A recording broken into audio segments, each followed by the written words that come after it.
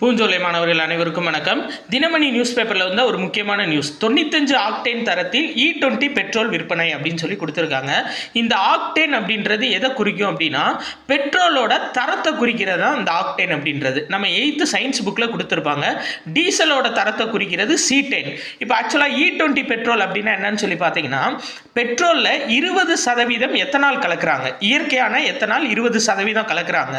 அந்த எத்தனால் வந்துட்டு மக்காச்சோளம் மற்றும் கரும்பு இது ரெண்டுலேருந்து கிடைக்கப்பட்ட எத்தனால கலக்குறாங்க. அப்போ கலக்கும் போது என்னன்னா, பெட்ரோலோட தரம் வந்து அந்த ஆக்டேன் தரம் வந்து குறையும்.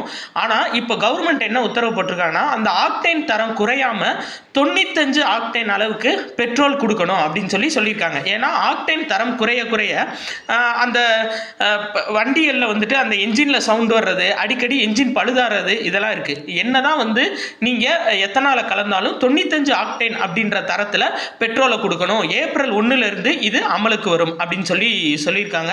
அது போக எத்தனாலில் இயற்கையாகவே ஆக்டேன் எவ்வளோ இருக்கும் அப்படின்னா 108 இருக்கும். ஸோ இது ரெண்டுமே முக்கியம்ப்பா, ரொம்ப ரொம்ப முக்கியமானது. பெட்ரோலோட ஆக்டேன் வந்து 95 அளவுக்கு இருக்கணும்னு சொல்லியிருக்காங்க. இயற்கையாகவே எத்தனாலில் எவ்வளோ ஆக்டேன் இருக்கும் அப்படின்னு சொல்லி பார்த்தீங்கன்னா 108 ஆக்டேன் இருக்கும். இது தினமணி நியூஸ் பேப்பரில் வந்த ஒரு முக்கியமான இன்ஃபர்மேஷன், பார்த்துக்கோங்க. ப்ளஸ் அது போக நம்ம எத்தனால் கலக்கிறதுனால 10 ஆண்டுகளில் 1.40 லட்சம் கோடி அந்நிய செலாவணியை சேமிக்கலாம் அப்படின்னு கவர்மெண்ட் சொல்லியிருக்காங்கப்பா. நன்றி.